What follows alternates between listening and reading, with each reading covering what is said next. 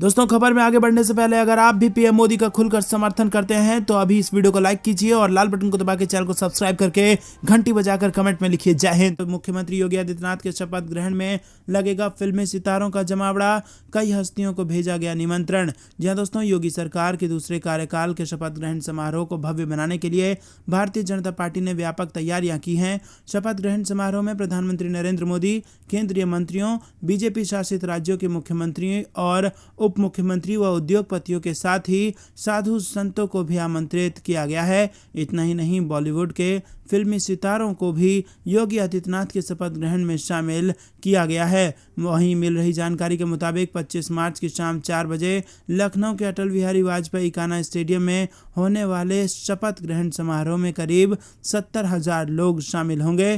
शपथ ग्रहण की तैयारियों को फाइनल टच देने में प्रशासनिक अमला जुटा हुआ है। मिल रही जानकारी के मुताबिक नेताओं और उद्योगपतियों के अलावा कुछ बॉलीवुड स्टार्स को भी आमंत्रित किया गया है। बॉलीवुड स्टार अक्षय कुमार, कंगना रनौत, अजय देवगन, बोनी कपूर, अनुपम खेर, विवेक अग्निहोत्री सहित कई डायरेक्टर, प्रोड्यूसर और कलाकारों को योगी सरकार के दूसरे कार्यकाल के शपथ ग्रहण समारोह के लिए निमंत्रण भेजा गया है। दोस्तों, रुक करते हैं अगली बड़ी खबर की तरफ। दिल्ली में अब संभल कर करें ड्राइव, 1 अप्रैल से नियम तोड़ने पर 10,000 जुर्माना और जेल भी। राजधानी में सड़क दुर्घटना पर अंकुश लगाने और यातायात की भीड़ को कम करने के लिए दिल्ली सरकार और भारी वाहनों के चालकों के लिए एक गहन बस लेन प्रवर्तन अभियान यानी बस लेन एनफोर्समेंट ड्राइव शुरू करने जा रही है। दिल्ली सरकार का परिवहन विभाग 1 अप्रैल से शहर की 15 चुनिंदा सड़कों पर बसों और माल ढोने वाले वाहनों के लिए लेन संबंधी अनुशासन को सख्ती से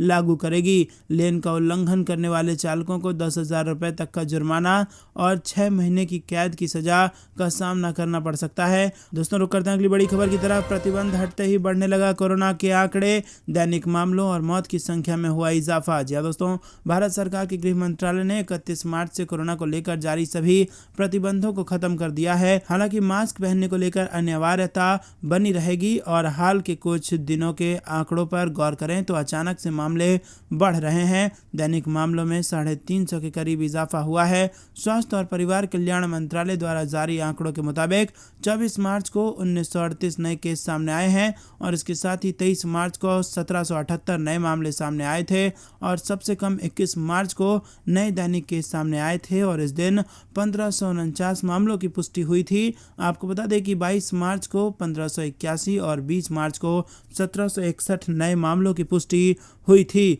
कोरोना के मामले में इजाफा तो हुआ ही है, साथ ही मौत के आंकड़े में भी उछाल देखने को मिला है। आपको बता दें कि 20 मार्च को 127 मरीजों की कोरोना से मौत हुई थी और उसके बाद 2 दिनों तक रोज 33 मरीजों की जान गई है। रुक करते हैं अगली बड़ी खबर की तरफ। प्रधानमंत्री नरेंद्र मोदी ने अपने आवास पर गुजरात के बीजेपी सांसदों से की मुलाकात, गृह मंत्री अमित शाह भी रहे इसमें मौजूद। जी दोस्तों, प्रधानमंत्री नरेंद्र मोदी अपने सरकारी आवास पर गुजरात के भाजपा सांसदों से मुलाकात उन्होंने की है और सूत्रों ने बताया कि पीएम मोदी के साथ बैठक में राज्यसभा और लोकसभा दोनों के भाजपा के सभी सांसद मौजूद थे।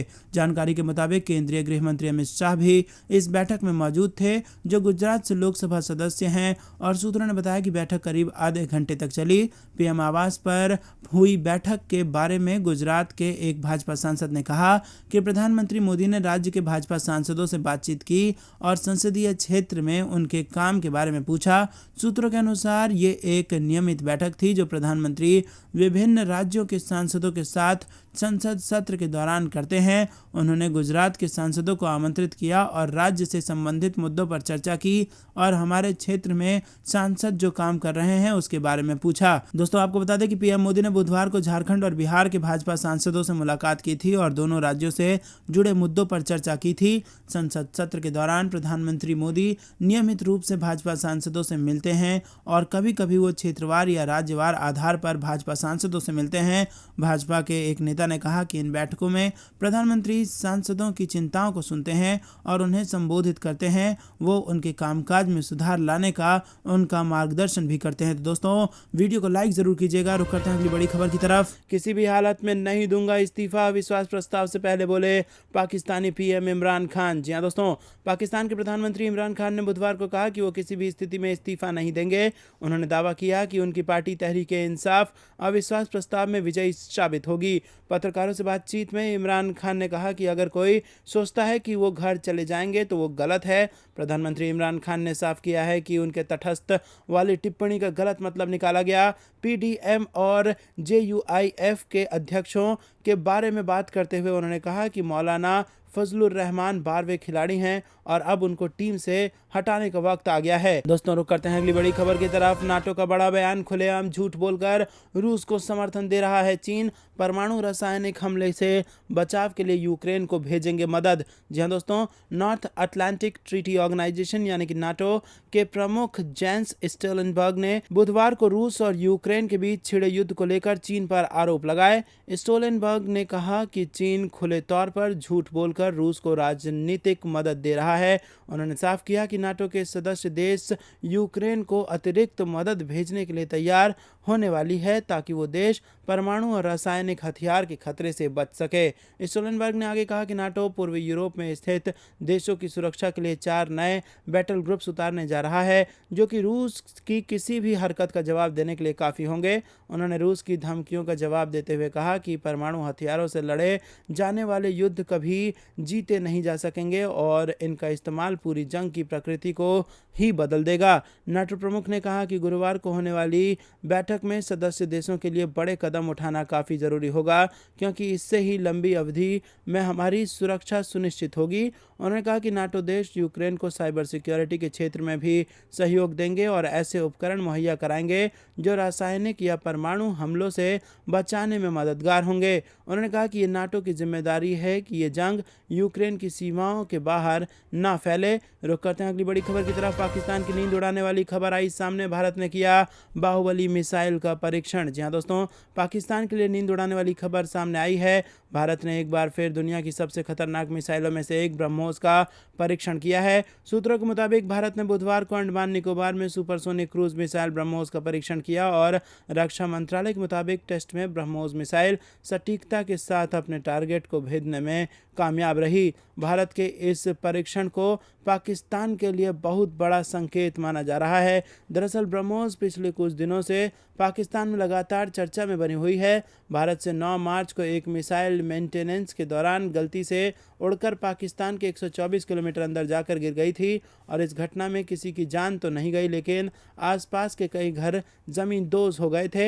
हैरत की बात ये थी कि पाकिस्तान का एयर डिफेंस सिस्टम इस मिसाइल को मार गिराना तो दूर, उसका पता तक नहीं लगा पाया था। स्थानीय लोगों की ओर से सूचना दिए जाने के बाद पाकिस्तानी सेना को घटना की जानकारी हुई जिसके चलते उसकी देश और बाहर जमकर किरकिरी हुई और इसके बाद अपनी इज्जत बचाने के लिए पाकिस्तानी सेना ने 24 घंटे बाद बयान जारी किया कि उसके रेडार ने इस मिसाइल को लॉन्च होते ही ट्रैक करना शुरू कर दिया था। दोस्तों, रुक करते हैं अगली बड़ी खबर की तरफ। नया उत्तर प्रदेश, योगी के शपथ मंच से होगा नए टारगेट का ऐलान। क्या है बीजेपी का प्रण, यह आपको बता दें दोस्तों कि 25 मार्च को योगी आदित्यनाथ जब उत्तर प्रदेश के मुख्यमंत्री के रूप में पद और गोपनीयता की शपथ ले रहे होंगे तो उनके पीछे मंच पर लिखा नारा उनकी नई सरकार के लक्ष्य का ऐलान कर रहा होगा। लखनऊ के इकाना स्टेडियम में भव्य शपथ ग्रहण समारोह की तैयारी के बीच मंच पर नया नारा लिख दिया गया है और मंच पर केसरिया, लाल और सफ़ेद रंग के मिश्रण वाले बैकग्राउंड पोस्टर पर यूपी विधानसभा को दिखाया गया है और उसके ऊपर लिखा है कि हम निकल पड़े हैं प्रण करके नए भारत का नया उत्तर प्रदेश बनाने को। इसके बाद बड़े अक्षरों में शपथ अंकित है। दरअसल दोस्तों, आपको बता दें कि हाल ही में संपन्न हुए विधानसभा चुनाव में जीत को भाजपा ने राष्ट्रवाद, सुशासन, सुरक्षा और विकास के नाम पर मिली जीत बताया था। दोबारा सरकार बनने के साथ ही भाजपा ने नए उत्तर प्रदेश बनाने का लक्ष्य निर्धारित किया है। योगी सरकार इसमें किस हद तक सफल होती है उस पर काफी हद तक 2024 लोकसभा चुनाव का नतीजा निर्भर करेगा। मुख्यमंत्री योगी आदित्यनाथ ने पिछले साल 21 नवंबर को ही पीएम मोदी के साथ तस्वीरें शेयर करते हुए नए नारे का ऐलान किया था। योगी ने लिखा था कि हम निकल पड़े हैं प्रण करके, अपना तन मन अर्पण करके, जिद है एक सूर्य उगाना है, अंबर से ऊंचा जाना है, एक भारत नया बनाना है। रुक करते हैं अगली बड़ी खबर की तरफ जो कि गुजरात से आ रही है। आम आदमी पार्टी के सैकड़ों पदाधिकारी और कार्यकर्ता भाजपा में शामिल। रोड शो के पहले केजरीवाल को लगा बड़ा झटका। जी हां दोस्तों, गांधीनगर में पार्टी मुख्यालय में पदाधिकारियों सहित आम आदमी पार्टी के सैकड़ों सदस्य बुधवार को गुजरात में सत्तारूढ़ भाजपा में शामिल हो गए और आम आदमी पार्टी के राष्ट्रीय संयोजक अरविंद केजरीवाल और पंजाब के नवनियुक्त मुख्यमंत्री भगवंत मान के दौरे से कुछ दिन पहले ये घटनाक्रम हुआ। दोनों नेताओं की अहमदाबाद में एक रोड शो करने की योजना है। आम आदमी पार्टी के स्थानीय नेताओं ने इसे झूठ कहकर खारिज कर दिया और कहा कि उसके कुछ निलंबित सदस्यों को छोड़कर भाजपा में शामिल होने वाले अन्य लोग कभी भी अरविंद केजरीवाल के नेतृत्व वाली पार्टी से जुड़े ही नहीं थे। भाजपा ने कहा कि गुजरात इकाई के प्रमुख CR पाटिल की मौजूदगी में राज्य भाजपा मुख्यालय कमलम में आयोजित एक समारोह में सैकड़ों लोगों ने आम आदमी पार्टी की टोपी उतार दी और भगवा पहन लिया। दोस्तों, जाने से पहले आप अभी इस वीडियो को लाइक कर लें और इस लाल बटन को दबा के इस चैनल को फ्री में सब्सक्राइब करके इस घंटी को जरूर दबा दें और अपने लोगों तक इस वीडियो को शेयर कीजिए। देख रहे थे आपका अपना चैनल जय हिंद जय भारत।